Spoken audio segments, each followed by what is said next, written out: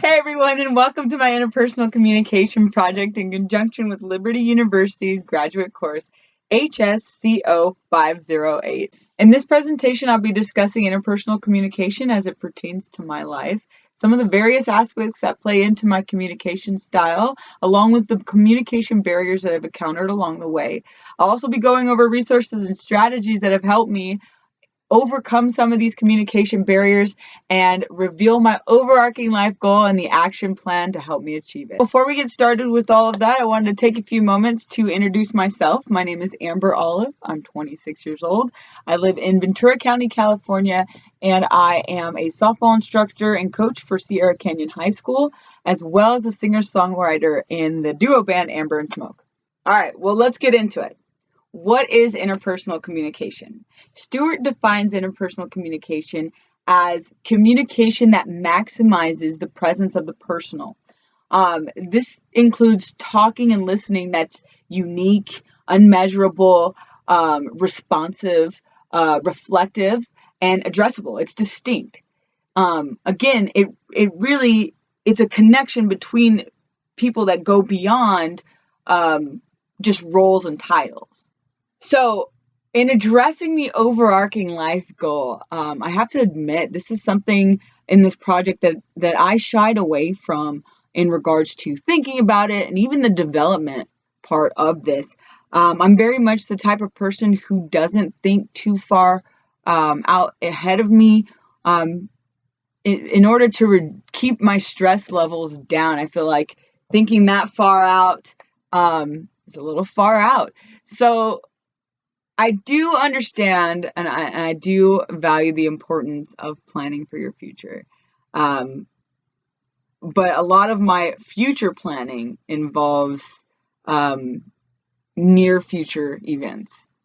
So the overarching life goal was something that was definitely intimidating for me.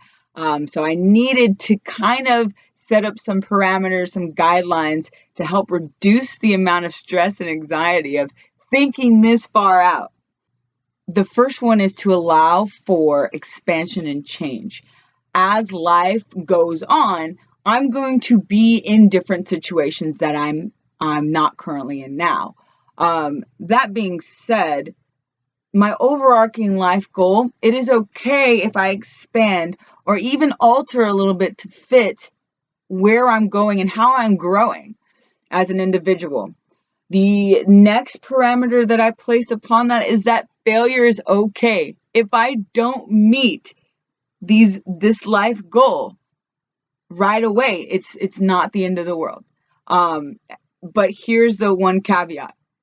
Failure is okay as long as there's continued growth. It's not okay to fail and then stop trying. That's not going to be okay for me. But failing, as long as I'm learning from these failures and continuing to work toward growth within this overarching life goal, I can see this as progress. So I'm okay with it. Now, the last parameter that I'm placing on this overarching life goal is to do all for the glory of God. Now, if you're familiar with Liberty University's Interpersonal Communication Project, you might have seen this before. You may be familiar with this. My overarching life goal is to foster healthy, healing, and holy relationships. The more I read this project, the more I began to think about this grand overarching life goal, the more this phrase began to jump out at me and really resonate to what's been missing in my life and what's been lacking in my relationships. And throughout the course, we've gained information and knowledge on how to get our communication, to use our communication to shape our relationships in this way. This is something I see throughout the course of my life will still be meaningful and impactful 5, 10, 20 plus years down the line. So for me, this is a great life goal. Next, I want to discuss some of the aspects that play into my communication style, such as past experiences, relationships, present experiences, situations, relationships. My history with softball plays into how I communicate, as well as my behavioral blend. Now, my communication background stems heavily from my relationship with my family. I came from a loving, open, a big family, a loud family. We were very close in proximity and in emotional closeness, which really helped shape the way I communicate. Now, softball also plays into my communication style, as it was one of the biggest areas of my life. For over 15 years, I played softball. So really the only language and communication for several years of my life was revolved around sports. And most importantly, it revolved around softball. So that competitive nature, the always in training mode, as well as developing the fear of failure, really came from my softball career. I never wanted to let anyone down, and it started to bleed into my communication. Now, when we start getting into behavioral blends, we're using the DISC model. Carbonell explains that this model helps us understand how our personalities affect and influence how we interact with different people, how we interact with each other. Now, in the Uniquely You assessment, there are two different graphs that come up throughout this assessment. One being, this is expected of me, what other people expect of you, and then the other graph being, this is me, how you act within a group of close friends, family, by yourself.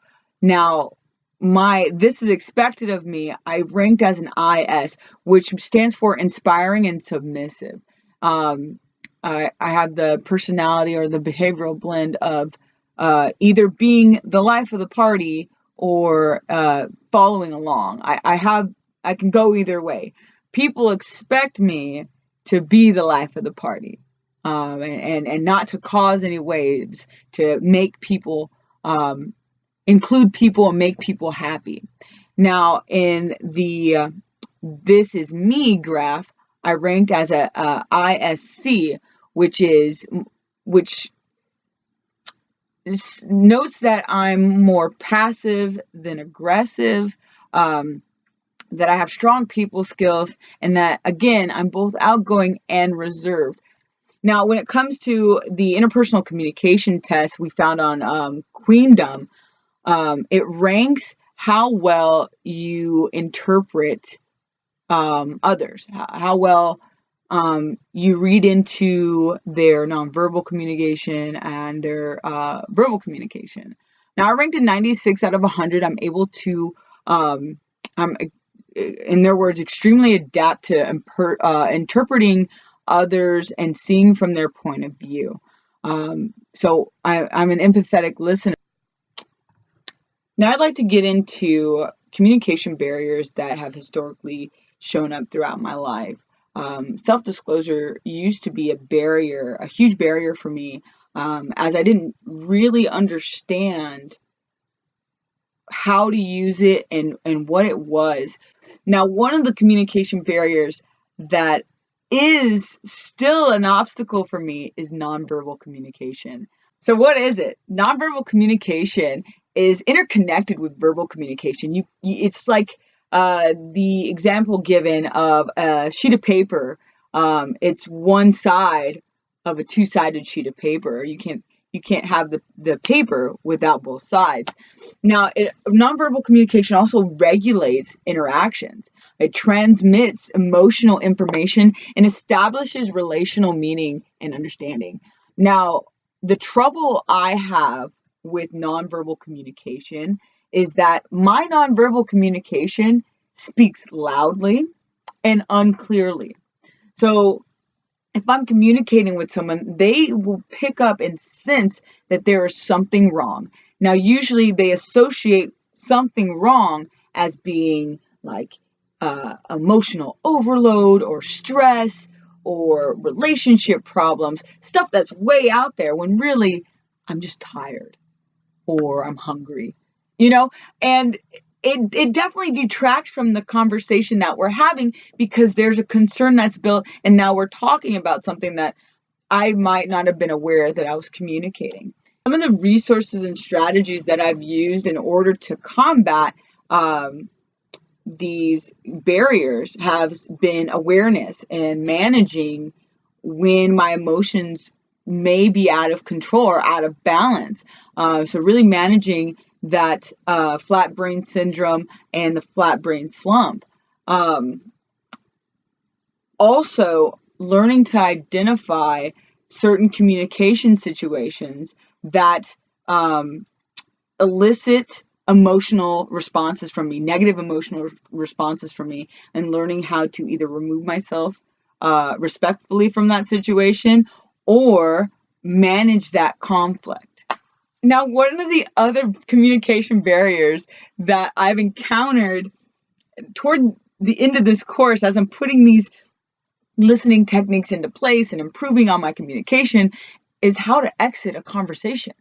Now that we've learned how to be effective and empathetic listeners, it seems as if people love to talk. So what do you do if you're under time constraints or you need to move on? Research suggests several tactics that would actually seem to conflict with some of the content that we've been learning throughout this course.